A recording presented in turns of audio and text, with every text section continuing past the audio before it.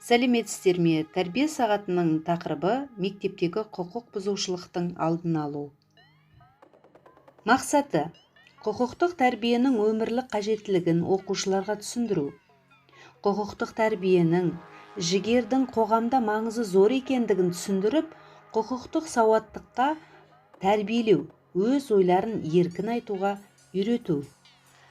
Заңды білу заман талабы. Біз қоғамда әрқашан заңға бағынамыз.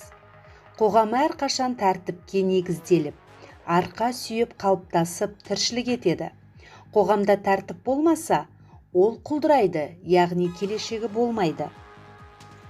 Мына сұрақтарға назар аударайықшы балалар. Жеке адамның құқығы дегеніміз не?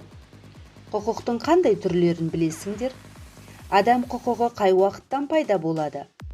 Оларды орындау үшін не қажет? Адамның негізгі құқығы. Бізге құқықпен бірге бостандық беріледі. А бостандық деген не? Бостандықты не шектейді? Міне қаншама сұрақтар берілді. Осы сұрақтарға жауап іздеп көрейік. Баланың құқығына не жатады? Өмір сүру, денсаулық сақтау, демалу, білім алу, жеке меншік құқығы, жеке басының бостандығы, тағы да басқалар. Мысалға, білім алу. Біз бәріміз жалпыға бірдей білім беру заңына бағынуымыз керек. Ата-ана да, мұғалім де, оқушы да.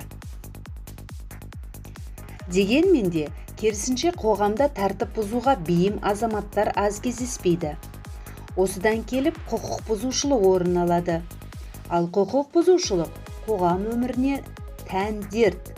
Ол дерттен айығудың жолдары өте көп. Кейбір жастар мектеп кезінде жастарға әлімжеттік жасау, бопсалау қылмысына барып жатады. Ал әлімжеттік жасау әлсіздіктің белгісі. Жас дос, қызбалыққа салынба. Заңды бұзушылық қоғам мен жеке тұлғаларға зиян келтіретін және құқықтық нормаларға қарсы әрекет пен әрекетсіздік болып табылады. Өмірің өкінішке толып, ата-анаңды ұятқа қалдырасың. Құқық бұзушылыққа жол жоқ, өйткені біз бақытты бейбіт елде өмір сүреміз.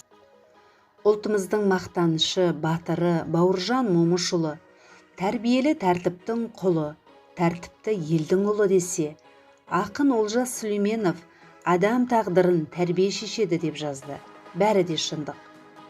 Тәрбие кешіктірілсе кешірілмейді.